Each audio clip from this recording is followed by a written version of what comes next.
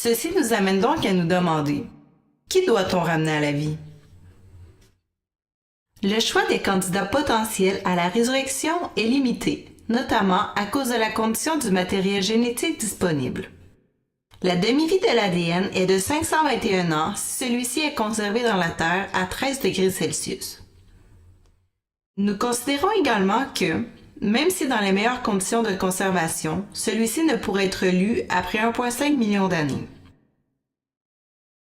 Ainsi, plus le matériel génétique de l'espèce en question est récent, plus la résurrection est envisageable.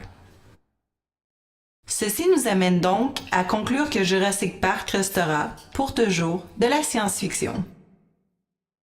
Un autre critère à considérer chez les candidats potentiels est le temps de gestation, la grosseur des portées et le temps de croissance des individus. Plus l'espèce aura des portées nombreuses et un temps de gestation court, plus celle-ci aura de facilité à devenir assez abondante pour créer une population viable. Par exemple, le pigeon migrateur peut avoir plusieurs œufs en une couvée, mais le mammouth laineux ne peut porter qu'un seul petit chaque 3 ou 4 ans.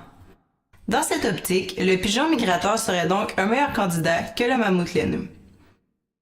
De plus, la question de la perturbation des écosystèmes, comme mentionné précédemment, demeure. Les individus réintroduits amèneront-ils plus de tort que de bénéfices aux écosystèmes?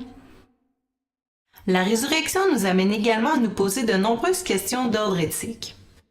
Par exemple, supposons qu'il soit envisageable de ramener des espèces éteintes à la vie. Il devient légitime de se demander si la protection d'espèces en danger et de la biodiversité sera toujours aussi importante aux yeux des individus. Est-ce que la destruction des écosystèmes deviendrait banale, puisque celle-ci serait dorénavant envisagée comme étant réversible?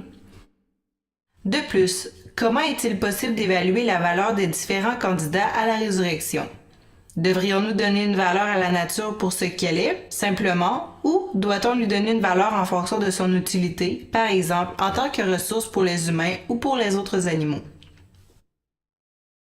Et, dans un autre ordre d'idée, certaines personnes croient que nous avons le devoir de restaurer le tort que nous avons causé aux écosystèmes. D'autres voient la nature comme étant une entité vivante et autonome. Ainsi, ils ne croient pas qu'il soit nécessaire d'intervenir et de remodeler la nature afin de la ramener à un état statique que nous avons subjectivement déterminé comme étant un état sain. Alors, qui a raison? Peut-être qu'un compromis intéressant entre les enjeux éthiques et le besoin de conserver la diversité biologique serait d'utiliser les méthodes de résurrection sur des espèces qui sont actuellement menacées d'extinction. Ainsi, les risques liés à la réintroduction des espèces dans les écosystèmes et les difficultés liées au clonage d'individus éteints sont réduits. Ceci permettrait peut-être d'augmenter l'abondance des populations en danger avant qu'elles soient éteintes, ce qui représente un défi d'une moins grande ampleur, et donc plus réaliste. Mais, au final, serait-il plus raisonnable de concentrer nos efforts sur les stratégies de conservation des espèces actuelles?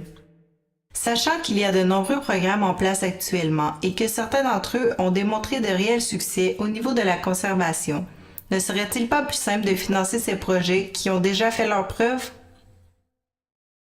Et ne serait-il pas préférable de changer nos habitudes et notre rapport à la nature plutôt que d'envisager la désextinction comme une solution valable à un problème qui pourrait être résolu rapidement si des actions sont posées immédiatement? Created using Powtoon.